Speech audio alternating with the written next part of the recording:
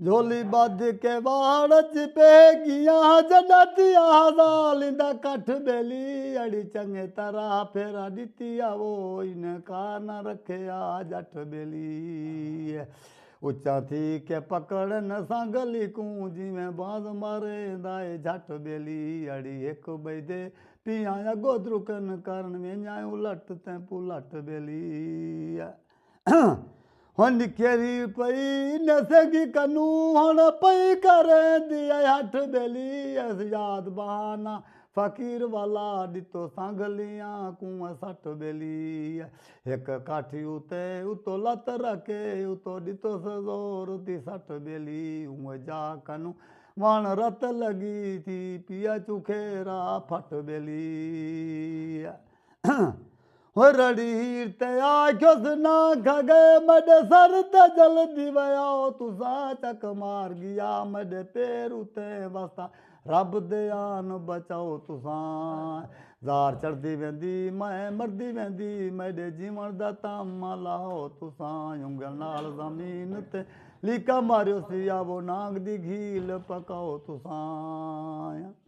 हो जहे वक्त हीर दा सॾ सुन के यक्या सांगिलिया हुन छोड़ाया यावे नाग दी गील दे देखण कीते मेला थी कराई मैं जोड़ाया हाय हाय अड़ी किया थिया ते को वाण को सबे हुन छोड़ाया यावे हिकी जाते भी हजूम थी के आवे हीर दे सर उते दौड़ाया रन्ना रुड़ा कट्ठा थी गया पुजदा पना उतरी चाय थी गई उठाई देवे उन्हें वो हाल उन्हें चाय वादी है वो पीली शक्ल ते पूछड़ गो वगू कीड़ा लड़ गया मैं मुट्ठी पया चक मार के छत विच वड़ गए पीती ज़हर दे पानी दी घुट्टी पया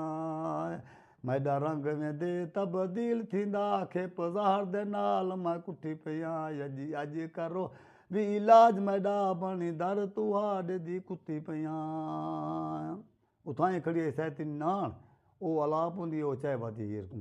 होय अड़ी अकल तू कर कितो ना गाए इथे कोम किरड़े बदे द्रुकू देनी पट खो खांदे कच्चे गोगड़ियां साडे डर कनू वदे लुक देनी अड़ी साडा इना कुआ खौफ हुंदे अपनी मौत कनू वदे चुक देनी अड़ी अल्लाह कनू खैर मंग भाभी ता टिंडल मकोड़े बस रुक देनी जेको खा वेंदे अन्य कोम गिरड़ा उंदा दारू लोक ना पुछ देनी जवाब हीर दा अड़ी कोम कीड़ा होंदा हथ जड़ा गज कने लंबा ढेर बीबी उदे पेड़ दे टिडू चंबे होंदे इंदा जंग ते ना कोई पेर बीबी